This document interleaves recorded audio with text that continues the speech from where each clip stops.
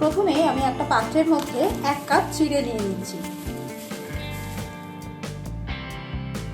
চিড়েটাকে জল দিয়ে ধুয়ে নেব।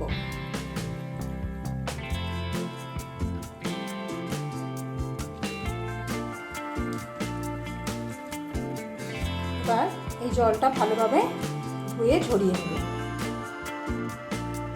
চিড়েটা জল ঝরিয়ে নেওয়া হয়ে গেছে। এই চিড়েটা যেহেতু একদমই পাতলা চিড়ে, আমাদের এখানে এটাকে বলা হয় মিলের চিড়ে, তো তাই এই চিড়েটাকে আর ভিজিয়ে রাখার দরকার পড়বে না। এটা একবার জল দিয়ে ধুলেই দেখবেন একদমই প্রায় কাদা কাদা হয়ে যায়।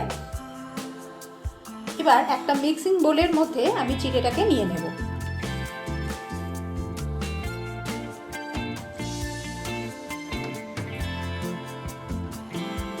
এবার আমি এর মধ্যে অ্যাড করে দিচ্ছি 6 থেকে 7 ঘন্টা ভিজিয়ে রাখা বিউলির ডাল।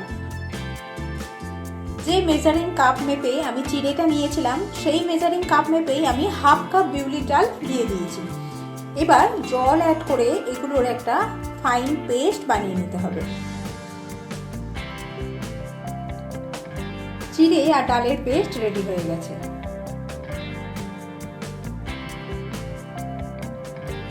এবার এর মধ্যে দিয়ে দিচ্ছি 1 কাপ চালের গুঁড়ো।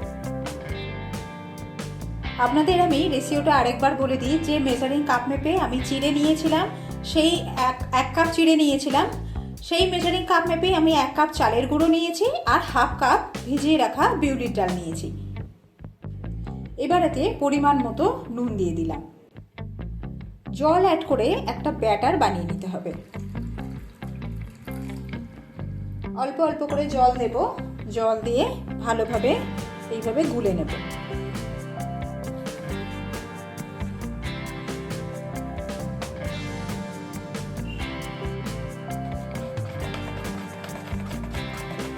চাল আর ডালের ব্যাটারটা একদম তৈরি হয়ে গেছে। আপনাদেরকে দেখিয়ে দিই ঠিক কীরকম পাতলাভাবে এটাকে তৈরি করে নিতে হবে। দেখুন, ঠিক এরকম একটা পাতলা ব্যাটার তৈরি করে নিতে হবে। সরু চাকলি পিঠেগুলো ভাজার জন্য একটা ননস্টিকের তাওয়া নিয়ে নিয়েছি। তাওয়ার উপরে ব্রাশের সাহায্যে সাদা তেল স্প্রেড করে দেব। এবার একটা টিস্যু পেপার দিয়ে এই তেলটাকে মুছে নিতে হবে। 1 হাতা ব্যাটার এবার এই তাওয়ার মধ্যে দিয়ে দিচ্ছি।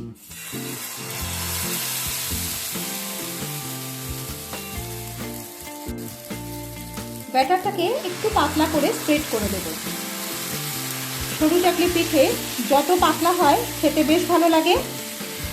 যতটা পারবেন একটু পাতলা করে এটাকে স্প্রেড করে দেওয়ার চেষ্টা করবেন।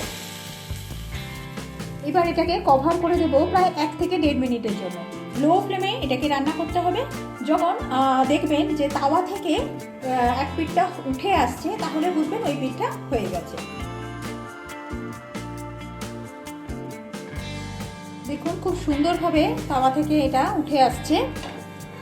এবার এটাকে উল্টে এই পিঠটাও খানিকক্ষণ একটু ভেজে নেব।